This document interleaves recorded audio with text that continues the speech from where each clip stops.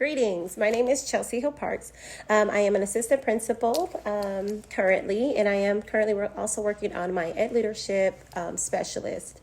And today I'm going to be talking to you about a framework framed from the lens of critique.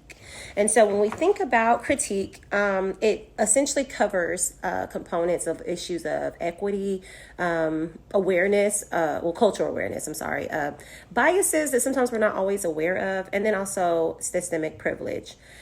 So when we're talking about this as far as the case study goes for an uncomfortable field trip, so many things jumped out at me right away, mainly because I have teachers like this. I've encountered them. I've worked with them. I've even had to lead them. And so because of this, it has caused me to have a specific lens for how to deal with it. So from the lens of this framework, one quick question that popped out to me was, I noticed that the teacher, Miss Anderson, was making a lot of assumptions based on her own lens, and it was impacting the way she was showing up for her students professionally. She probably didn't even realize it, but to assume that all the kids want to go to these prestigious style companies to work is almost making this assumption that your dream is theirs and that what you value is what they should value naturally.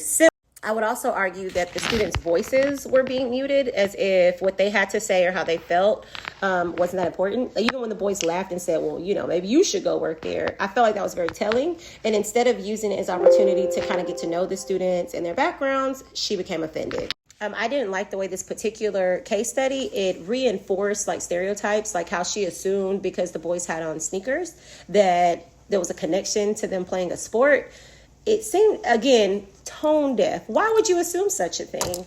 And how I took it was the boys rolling their eyes and making their little snide comments or snickering during the presentation and the tour, to me, was not a sign of disrespect. It was more of a sign of probably frustration and kind of feeling unseen and feeling like they have a teacher who is in a place of power and authority. And instead of operating in a space of understanding and trying to get a clear lens from where they're coming from, she kind of hunkered down into her own biases and assumptions. And I felt like that was wrong. So the systemic inequities really stood out to me here, mainly just because the teacher was using her place of power and she didn't realize it, but she is a symbol of the system. And so when you come at kids in a way that makes them feel like where they're coming from and their background, their culture, their experiences are invaluable, it creates a dynamic in which they feel like they're being penalized simply for having the background that they have. I think a restorative conversation in which she can truly seek to understand the students would be the best next step to make up for this uncomfortable field trip.